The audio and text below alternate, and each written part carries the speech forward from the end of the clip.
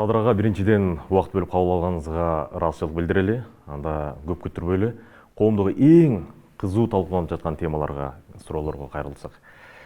Мына Кыргызстанда коррупционерлердин анабасы катары сыпатталып келген Райымбек Матраимовду атайын кызмат кечөөгүнү кармап, ал адам мамлекеттин эсебине 25 миллион доллар төлөп берип, анан үй камагына чыкты деп жатат. Мына ушунун өзүн иштин башталса абдан мыкты дегени менен, бирок бул атайын алдын ала түзүлгөн сценарий, элдин көзүн жазгыруу, будамайлоо деп жатат. Сиз кандай дейт элеңиз? Урматтуу журналисттер, урматтуу эл журт. Мен сиздерге кайрылып кетем. Ушул тактыга мага ишенип алып келип отургуздуңар, эми аягына чейин ишенип колдоп берип туруңуздар. Бул чечимди мен кабыл алдым. УКМКнын башчысы кабыл алган жок. Ал камайм деди. Анткени Райым паспортун өзгөртүп, Дубайга чыгып кеткенге даярданган экен. Паспорту башка атка. Кармап келди, кармап келгенден кийин мага чалды, кармап келдик, камаган атабыз деп. Мен айттым, токтоп тур, жети өлчөп бир кесели дедим. Анткени мына буга чейин 2 жыл мурун Атамбаевди камадыңар, Райымдан 3 эсе бай. Миллиардтар бар анында. Бир тыйын төктүрдүңөрбү? Мына 2 жылдан бери мамлекеттин эсебинен багып жатабыз. Туурабы? Же туура эмеспи? Кулматовду камадыңар. Кулматов Райымдан 2 эсе бай. Ал 2 тыйын төктүрдүңөрбү? Төккөн жок. Аны да 2 жылдан бери мамлекеттин эсебинен багып жатабыз.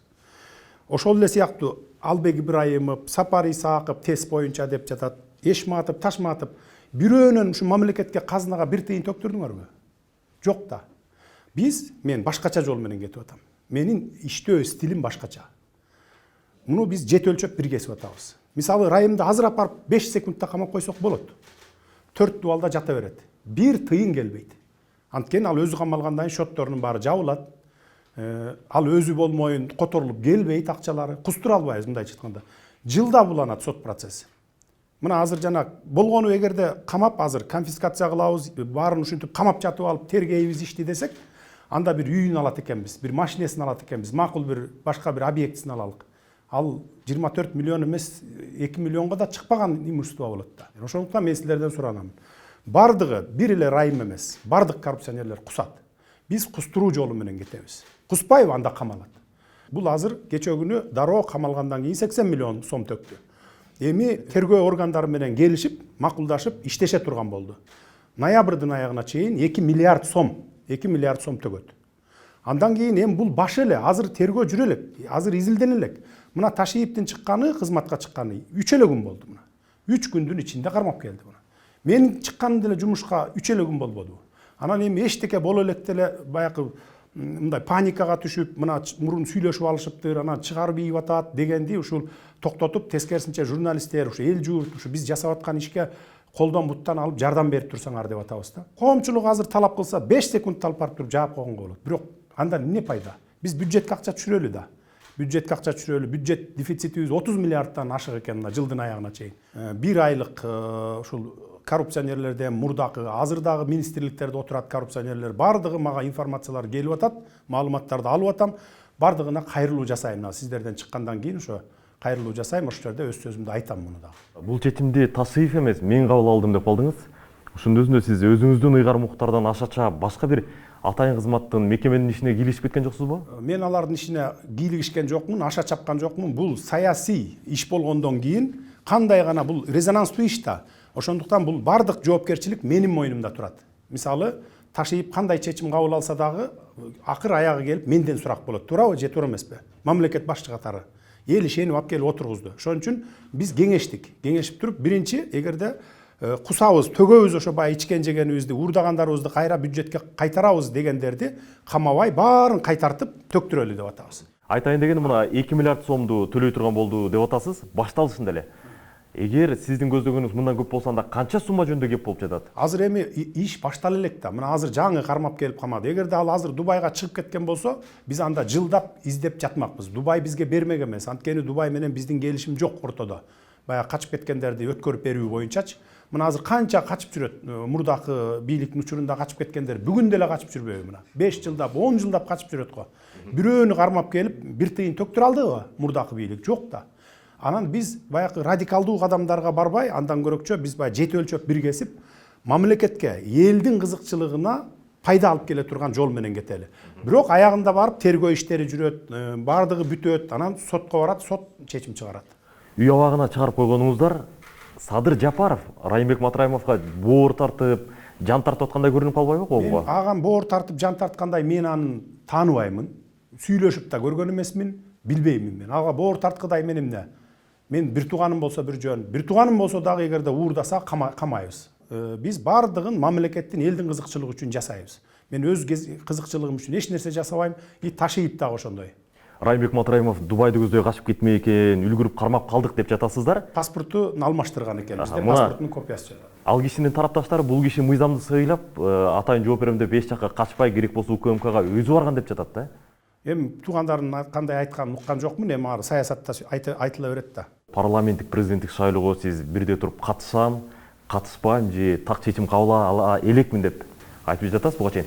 Соңку чечимиңиз кандай болду? Сиз катышасызбы же катышпайсызбы шайлоого? Мыйзам жол берсе мен катышам. Бүгүнкү конституция боюнча жол бербейт экен. Биз конституцияны жогорку кеңешке жиберип атабыз. Долбоорун жогорку кеңеш 1 айдын ичинде карап, чечимин чыгарып берсе, анан кийин ошол конституцияны элге алып чыгалы деп атабыз. Мурда ар кандай сунуштар болду. Мен өткөндө жогорку кеңеште дагы айткамын. Мыйзамдар менен эле шайлоого барыш керек экенбиз, баягы конституцияга деп. Бул жерде бардык жолдорун карап чыктык дагы компромисске келип бардык саясий күчтөр Кыргызстандын кызыкчылыгы үчүн, элдин кызыкчылыгы үчүн тез арада баягы бир нукка түшүп кетели деп ошондой азырынча алдын ала келишим болду. Эми ошол мыйзам өтүп, бардыгы келсе, андан кийин анан чечим кабыл алабыз. Азырынча чечим кабыл алган жокмун. Түшүнүктүү. Парламенттик президенттик шайлоолорду таза, калыс, акыйкат өткөрөм деп жатасыз. Сөздөн сырткары конкреттүү кандай кадамдар менен? Биз 30 жылдан бери 3-чү революцияны баштан кечирип атабыз, Бул революциялар неден келип чыкты? Таза эмес шайлоодон келип чыкты да. Менин бул максатым, анан толук ой тилегим шайлоолорду кандай гана жол менен болбосун, мейли бюллетень менен болобу, мейли электрондук ящик менен болобу, таза өткөрүп берүү. Парламенттикпи, президенттикпи, кандай гана шайлоо болбосун. Анан мен азыр тапшырма бергенмин, маган кечээ күнү маалымат беришти. БШКга блокчейн системасын киргизели деп. Бир 24-25 миллион доллардын тегерегинде болот экен. Ал акча каражатында таап атабыз булактарын.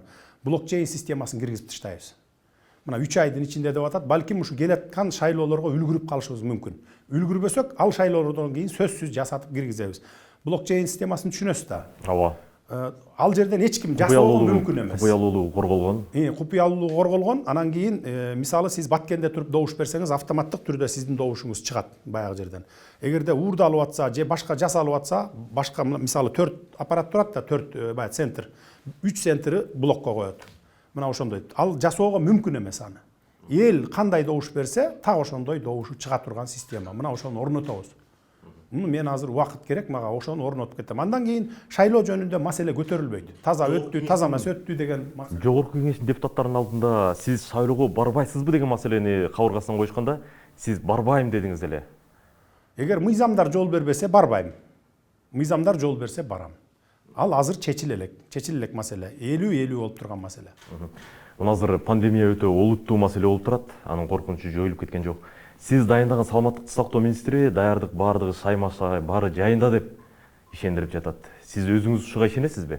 Биз колдон келген жардамды берип атабыз. Мен күнүнө маалымат алып туруп атам. Азыр 300 жанагы дем алдыруучу аппараты турат. Ошону эгерде министрлик жарактуу десе, ошолорду таратып өткөрүп беребиз. Аппарат жагынан чечилип атат. Анан дары-дармек жагынан маселе бар. Акчасын каржы министрлигине айттык, тапшырма бердик. Баарын отургузуп алып кеңешме кылып атабыз. Каржы министри менен саламаттык сактоо министрлигин күндө тапшырма берип атабыз. Даярдык бар, колдон келишинче күрөшүп атабыз. Сиз абакта жаткан учурда бийликке кайрылып, ушул вирустан дарылоо боюнча бир өзгөчө купуя бир ыкма бар экенин, ал мезгилдин сыноосунан өткөнүн, эгер бийлик уруксат берсе, ошону сынап көрүү жөнүндө сунушуңузду айтып чыктыңыз эле. Азыр деле ошол оюңуздан кайткан жоксузбу? Мен жаңылбасам бул жерде уу коргошун жөнүндө сөз болуп атат. Кайткан жокмун андан. Мен аган убактым жете элек. Аны ошол саламаттык сактоо министрлиги менен биргеликте комиссия түзүп туруп, анан аны баягы эмеден сыноодон өткөрүп көрүшүбүз керек да. Анткени мен өзүм деле оорудум. Мына ооругандарды айыктырдык. Бир топтор айыкты. Мисалы үй бүлөсү менен айыккандар болду. Мен түрмөдө жатканда ошол ачык эле айтайын, Кара Балтанын фин полициялары бир топ ошол кызматкерлери ушул дарыдан айыкты. Бир дары ичкен жок башка. Анткени бул мен өзүм да ошондон айыктым. Бир эле коронавируска эмес, мисалы ашказандын рагына илгертеден бери кыргыздар колдонуп келген дары. Бул ашказандын рагына жатсаңыз, байланыш болбосо сизде, ошол адамдар сиз менен кантип байланышат? Эми абакта жаттым, байланыш бар абакта. Интернет бар, телефон менен эле жаттык да, эми кептин ачыгы. Мыйзам жол бербейт, бирок баары бир баягы катып алып колдоносуң да, эми баары бир. Текшерип келет, баягы шмон жасайт, таппайт кетет, алар кеткенден кийин колдоно бересиң.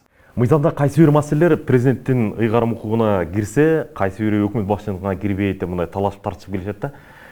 Азыр эки тизгин бир жыл бир толук сиздин колуңузда. Сиз эки эң жогорку бийликтин ыйгарым укугун толук кандуу пайдаланып жатасызбы?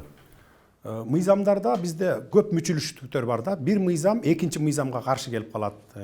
Айрым мыйзамдарды кабыл алып салган, бирок алар конституцияга каршы келет. Мындай абдан көп мындай бир тоскоолдуктар бар. Бирок бардыгын мен колдонуп атам. Тапшырмалар берилди, мыйзамдардын баарын иретке келтирип, кийин ошо бир эле бири-бирине карама каршы келбеген мыйзамдарды кабыл алдырабыз да. Бирок бүгүнкү күндө мен толук колдонуп атам. Демек толук жоопкерчилик сизде. Толук жоопкерчилик менин мойнумда. Сот адилеттигин, мыйзам үстөмдүгүн орнотуу боюнча түркүн түстүү кеңештер, ар кандай чакырыктар айтылып келет. Бирок ошону качан токтотуп мындай сөздөн ишке өтөбүз? Конкреттүү сиз эмне кыласыз ушул сот адилеттигин орнотуу үчүн?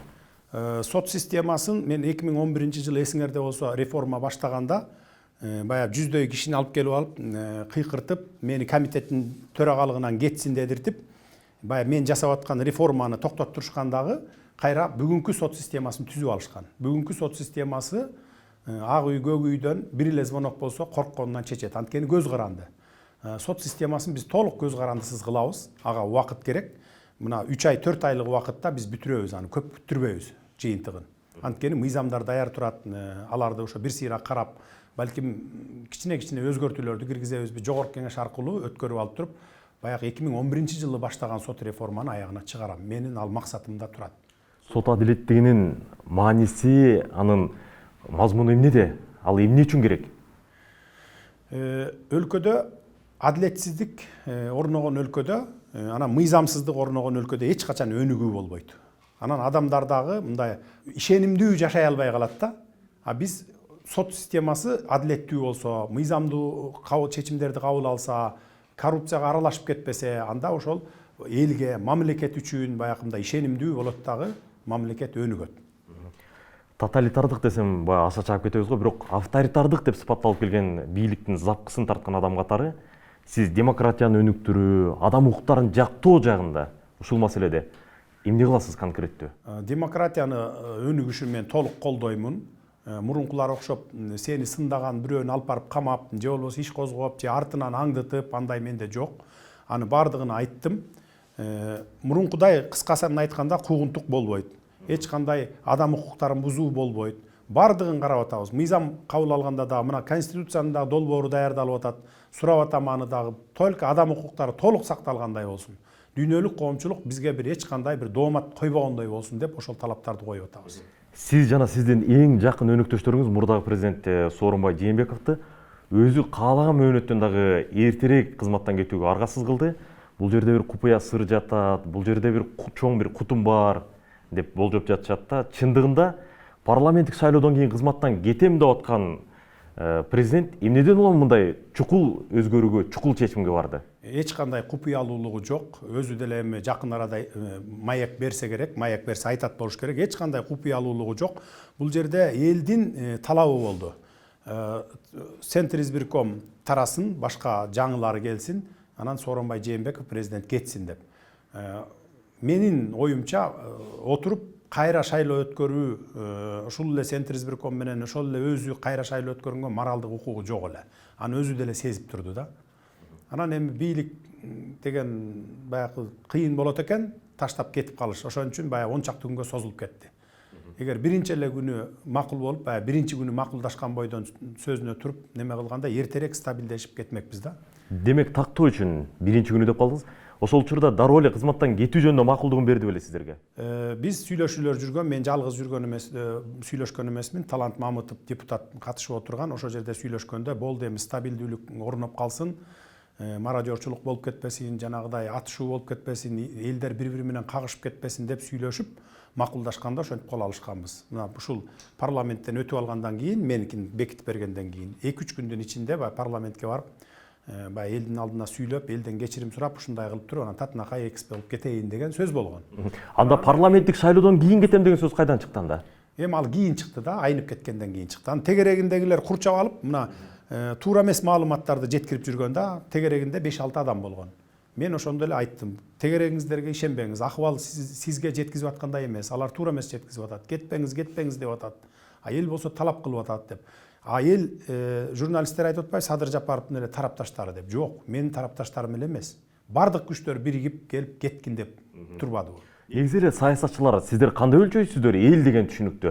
Маселен, мына сиз айтып атасыз эл деп, ошол учурда ал кишинин тарапкерлери айтат, эл мени колдоп атат, кетпей тур деп суранып атат дегендей мисалы да. Эл деген бул кандай? Эл кимди колдоп турганын өзүңөр көрдүңөр. Бүт дүйнөлүк коомчулук деле көрдү. Мына айылдарда Россиядан чыгып атты, ар бир райондон, областтардан чыгып атты. Бишкекке келе албаса да жерлерде колдоп атты, туурабы? Ал эми тиги кишинин пресс-службасы бизди да колдоп атат, бизди деген 54% эл колдогон, азыр да ошол электоратыбыз бар деп тегерегиндегилер туура эмес жолго салып атпайбы? Алар ошентип СМИден кетирип атат, а бирок фактически андай жок болду да. Президентти шашылыш кызматтан кетирип жибербей, милдет менен кошо жоопкерчиликти тең бөлүшсө, Садыр Жапаровдун өзүнө дагы жеңил болмок деген пикирлер айтылып жатат. Тезинен кетирип жиберүү зарыл беле? Зарыл болчу, анткени эл экиге бөлүнүп калат эле. Эл эмес, мына ушул гос системасында иштеген министрликтер, губернаторлар, жанагы күч органдары бөлүнүп калды да экиге. Ошон үчүн биз азыр тез аранын ичинде ошол жана элди экиге бөлүп, баягы каршы эл алып чыгабыз дегендерди тез аранын ичинде алмаштырдык. Ошондон анан жана кадрдан кичине мүчүлүштүктөр кетип калды. Баягы азыр жазып атат деп атпайбы, мен интернет караганга убактым жок болуп атат. Маган жеткизип атышат. Эл наразы болуп атат жана кадр маселелерине деп. Бул кадр маселелери убактылуу нерсе. Баягы оперативдүү түрдө ошол системада иштеп кеткен балдарды баягы жетекчисин алып туруп ошолорду алып барып койдук. Анткени ал мекеме да экиге бөлүнүп калып атат. Бөлүнбөш керек, бирдей сактап калыш керек. Мамлекеттик мекеменин дөңгөлөгү тегеренип туруш керек, иштеп туруш керек дегендей. Ошон үчүн кичине мүчүлүштүктөр кетип калды, бир 2-3 кадр боюнча.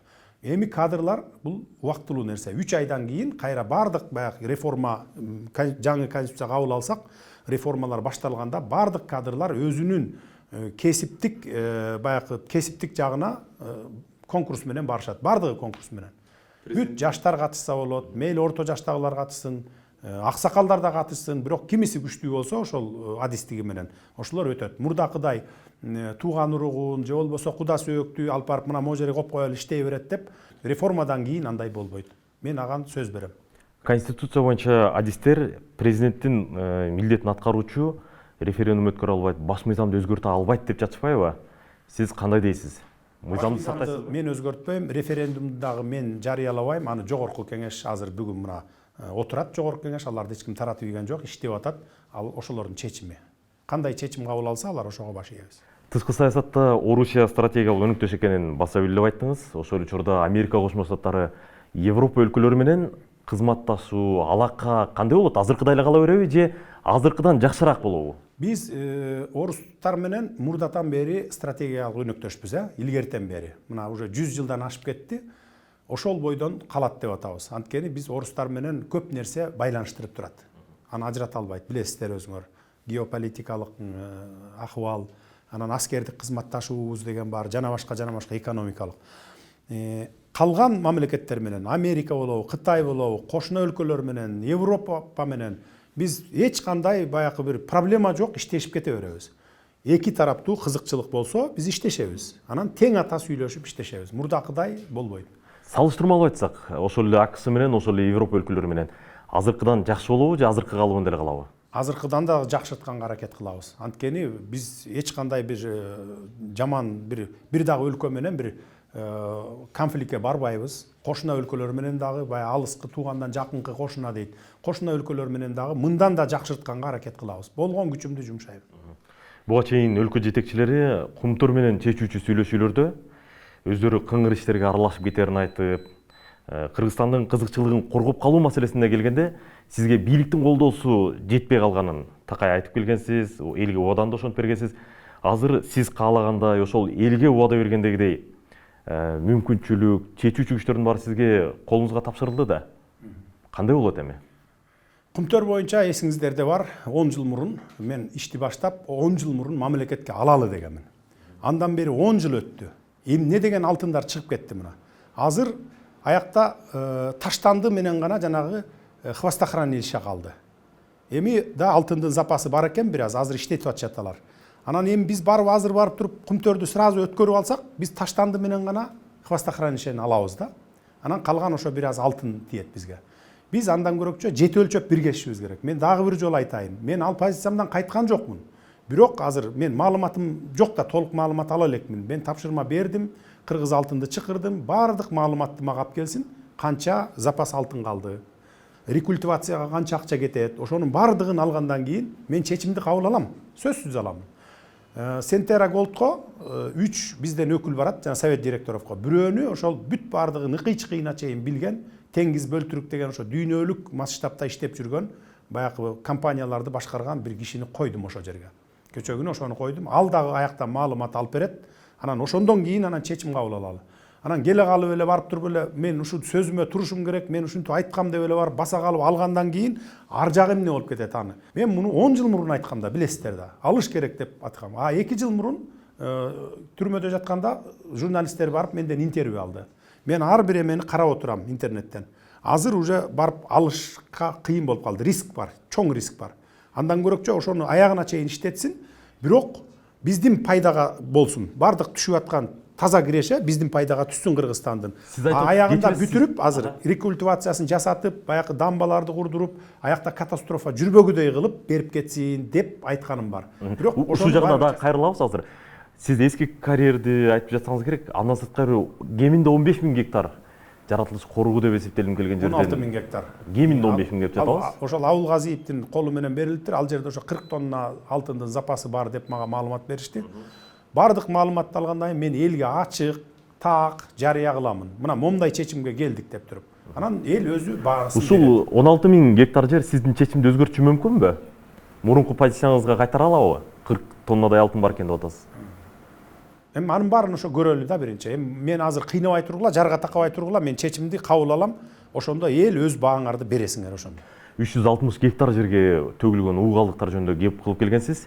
Ал калдыктардын көлөмү бүгүн көбөйсө көбөйүп, бирок азайган жок да. Эмне кылуу керек аны зыянсыздандыруу үчүн? Аны алып чыгып кетиш керек, тазалаш керек да, анычы тазалабаса болбойт. Мисалы, мага берген маалыматтары боюнча ар кайсы өлкөлөрдөн же болбосо бир чоң баягы дүйнөлүк фирмалардан, компаниялардан сунуш түшүп аткан экен.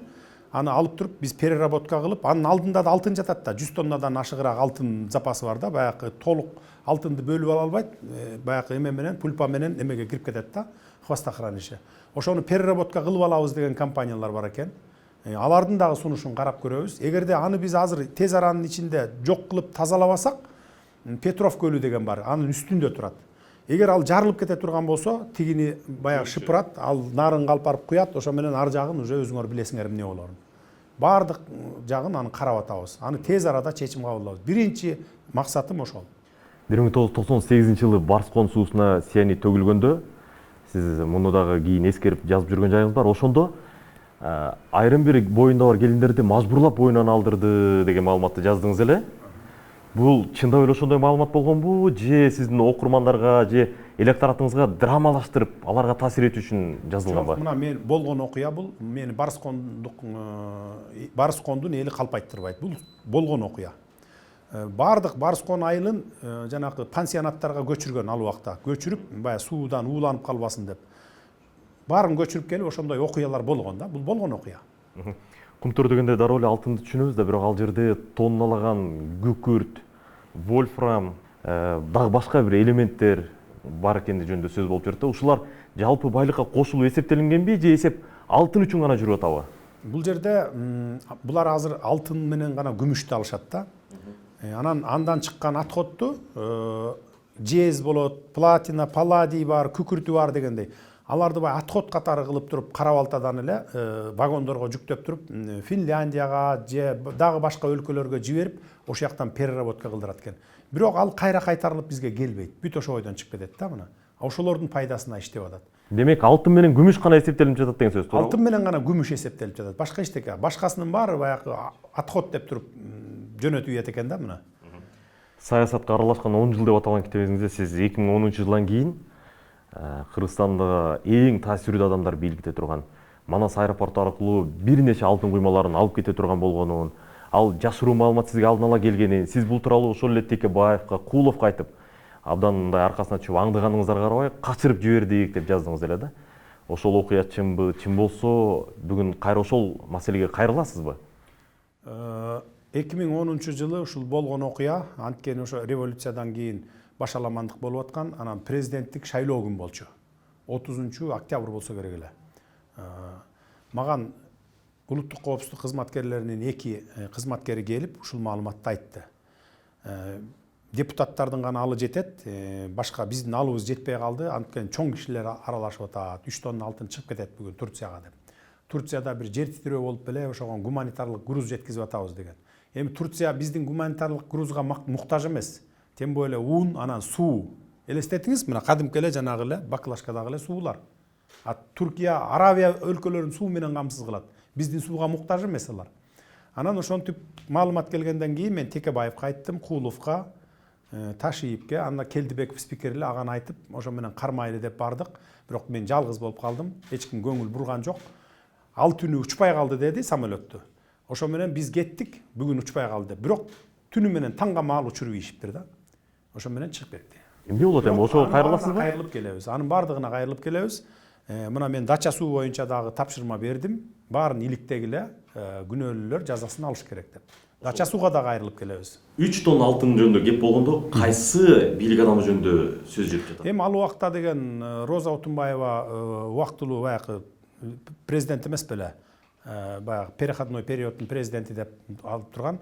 Атамбаев болсо премьер-министрдин ордунда болчу. Келдибеков спикер болчу. Мына ушул 3 бийлик тургандан бирок кимис экенин мен айта албайм да аны. Кармап албагандай. Бийликте кадрлар чоң роль ойной тургандыгы талассыз. Эгер мыкты дасыккан адис келсе, иш бир кадам алдыга жылып, ошонун ордуна эле бир чабал адис келип калса, 2 кадам артка жылып отура берген жакшыбы, же адамга көз каранды болбогон система түзгөн жакшыбы?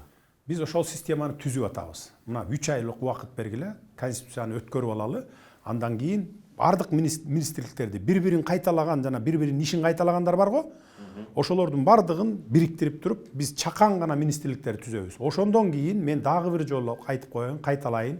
Бүтүндөй дүйнө жүзүндө жүргөн, азыр дүйнөгө тарап кетти го биздин деген мыкты адистерибиз.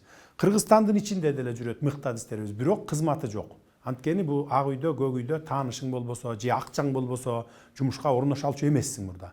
Эми могу реформадан кийин андай болбойт. Дүйнөдө жүргөн, мисалы дүйнөлүк масштабта баягы компанияларды башкарып жүргөн же ошол жерде иштеп жүргөн кыйын специалисттер келип конкурска катышсаңыздар болот. Эми сиздин жеке өзүңүзгө байланыштуу адамдык өңүттөгү суроолорго өтсөк, сиз абакта жатканда абактан түз үйүмө барам деп ойлодуңуз беле, же дароо эле көк үйгө келип калам деп күттүңүз беле? Эми эл көтөрүлүп аткандан кийин сөзсүз түрдө ойлоносуң, бирок мен ак үйгө келем деп ойлонгон жокмун, баягы аянтка барам деп ойлондум, бирок аянтка келдим. Эл өзү алып келди. Анан аянтка келгенден кийин акыбалды көрдүм. Эгер мен ошол жерден аянтка келип сүйлөп коюп үйгө барып жатып алганымда, анда такыр башкача болот эле. Бүгүн сиз менен биз минтип отурбайт элек да. Акыбалды көрдүм дагы, колго алдым. Дароо колго алдым дагы, тынчытып баарын. Анткени уже радикалдуу кадамдарга барабыз деп ошол жердегилердин баары чечим кабыл алып калган экен.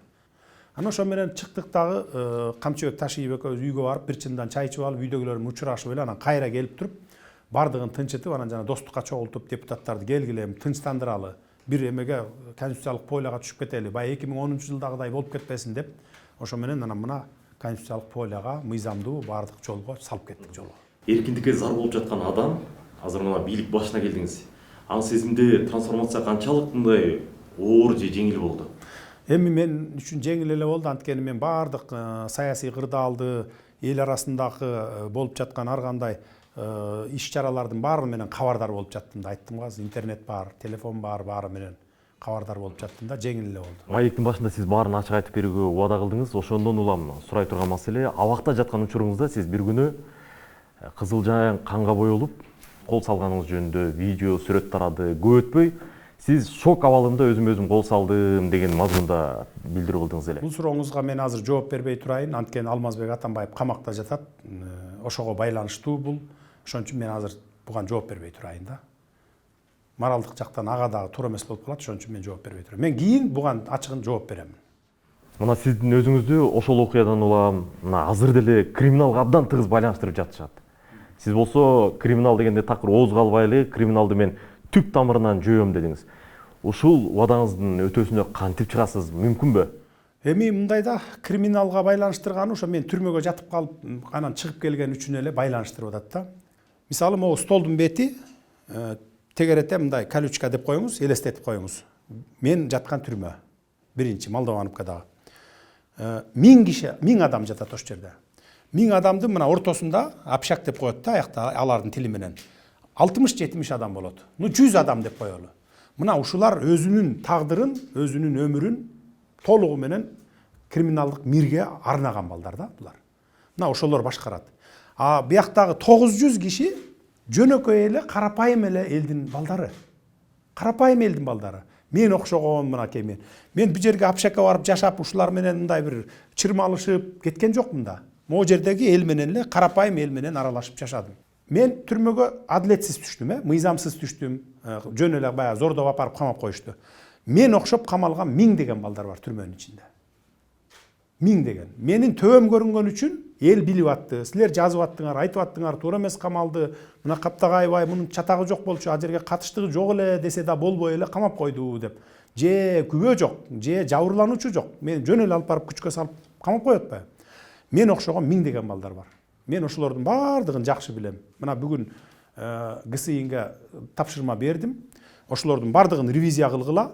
Жанагы жөн эле барып адилетсиз отуруп калгандар, анан майда чүйдө менен отургандар, ошолордун баардыгын мен указ менен, амнистия менен чыгаралы деп сүйлөштүм. Бир 15-20 күндүн ичинде, бир айдын ичинде 1000 деген бала чыгат адам.